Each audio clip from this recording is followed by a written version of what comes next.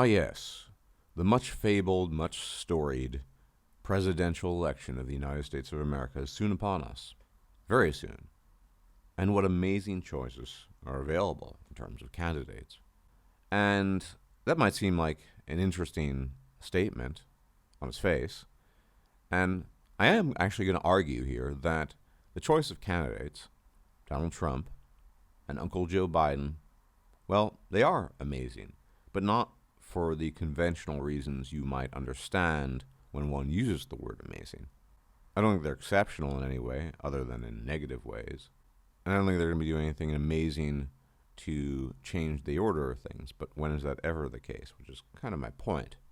No, what's amazing about the forthcoming election, and amazing about the choices available, and amazing about the general state of politics, particularly in the United States, is that now, more than ever, I would argue we have a rather clear picture of the absolute uselessness of the voting apparatus, generally speaking, politics, even more generally speaking, and the whole democratic process.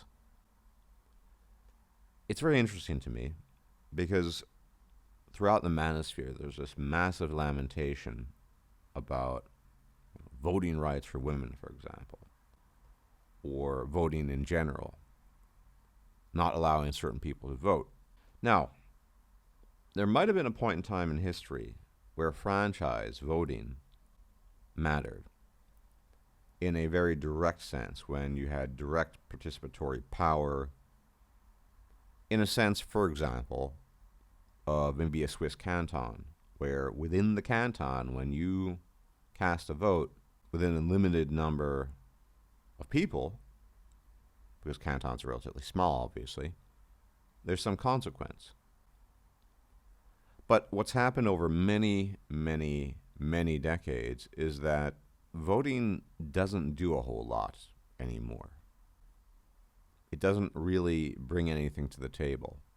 Voting and the democratic process in general simply fostered delusions of self-importance, of relevance, etc., etc. The things that really matter, as we probably all know by now, are lobbying and interests that far outweigh the interests of the so-called voter. So sure, 100 years ago, your vote probably mattered a lot more, if you could vote, than it does now. But now the influence you have from voting is so minuscule as to be non-existent. Now, voting is cast as a tool to give human beings a sense of agency, of purpose, higher calling, if you will, and, as mentioned prior, self-importance. Your vote matters. Your vote counts. I remember growing up listening to some of this rhetoric. My favorite one was, you have an obligation to vote because there are many countries in which you could not. And this is usually some reference to some Soviet satellite or the Soviet Union itself or some oppressive dictatorship. And yeah, that's all true. But just because you can vote in a so-called democratic country doesn't mean it actually matters. And if it doesn't matter, what's the point of voting? And I bring this to your attention, because we can go into some of the details as to why it doesn't matter, because of the two buffoons on offer. Now, I've never been anti-Trumper per se, but the guy is thoroughly incompetent. We have to be honest about that. He doesn't really know what he's doing.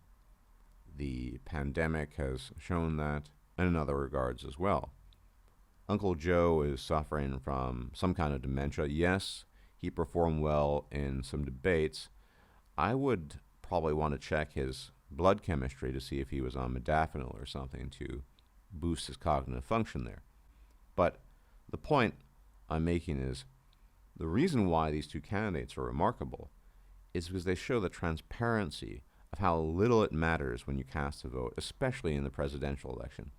The election, which purportedly everyone thinks is so important and so meaningful and matters so much. Sure, there are some things related to image at stake, but beyond that, what really changes? Now, I'd argue that the difference between somebody like George Bush Sr. and Michael Dukakis and Donald Trump and Joe Biden, it's all pretty minimal.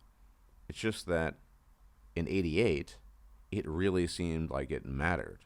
But even back then, it didn't really very much. Did any of the controversies that took place in the 1980s have anything to do with the fact that Ronald Reagan was in office? Well, maybe, but whether it was Lebanon or the scandals in Central America or Iran, you name it, a good example, foreign policy, nothing to do with your vote.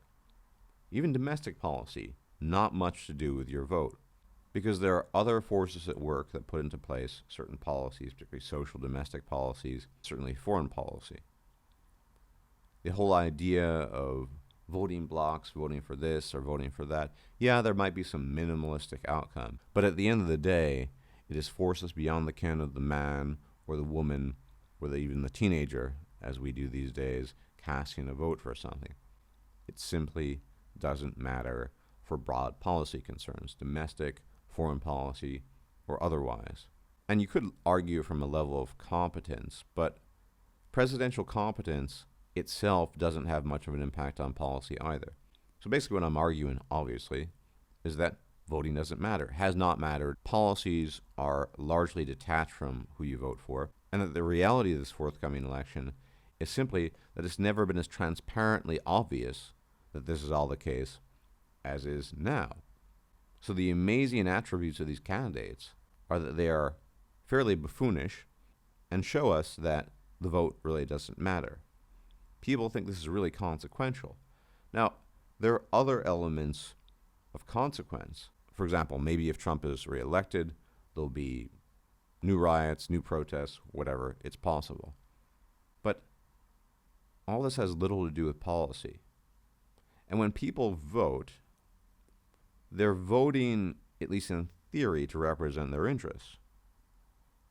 But if policy is largely unaffected by who you vote for, which I think is the case, why does it matter?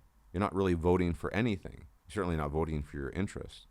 Anyone remember back in the day when Obama was first elected, and there was that African-American woman in Florida, I believe, who was delusionally dreaming of some non-existent future, where she was claiming that Obama would pay her electricity bills and her water costs and you name it. That's the kind of delusion some people have, but it's clear that these things don't work that way. Obama almost certainly did not pay off her debt or her water and electricity bills. And broadly speaking, Obama was in charge during the housing crisis and everything that happened with Wall Street, so separate issue, but the point is voting doesn't matter. And the only thing that this election can show us is that it matters even less than it ever has before, because it's so patently obvious. And yet it seems like it does because politicians are always clamoring to get people's votes. And so you would be led to believe, yes, it does matter. It matters a lot, in fact. No, it doesn't. It's because politicians have jobs, and their job is basically to sit in office, and they need your vote. That's how they get their job. Doesn't mean that it's consequential, at least for you as an individual, and broadly as a public. It simply doesn't matter. And I think this is a reason why we can view the forthcoming election and whoever gets into office as largely inconsequential. And by that I usually mean in a positive sense. It's not as if they're going to be improving your lives. To the extent they do anything, they're probably going to make your lives worse, but that's the case of most presidents and most politicians. And so we can rest easy, rest assured, because voting doesn't matter. The president who sits in office doesn't really matter. And none of the other politics really matters. All the stuff that actually matters is related to things beyond our ken, beyond our control as quote-unquote voting citizens. And this should ideally fill us with a sense of peace of mind, not to be bothered by this stuff. There are other things in your life that are far more consequential, things that you can do to change it, to improve it, etc., that have nothing to do with politics. Politics is a shell game, has been for a very long time. Voting, probably the biggest shell game of all. And the delusion that's perpetuated that it actually matters is very frustrating, because I think as a society, we'd all probably get along a lot better if we didn't get so obsessed with politics that ultimately amount to nothing. Anyway, please hit the like button, hit the bell icon to be informed of forthcoming videos, subscribe if you've not yet done so, share the video, much appreciated. And as always, if I'm still alive, I'll check you out later, and hopefully the gods watch over you. Take care. If you liked this video, please like, share, and subscribe. And if you enjoy my content, please consider making a donation or becoming a patron. Thanks for watching.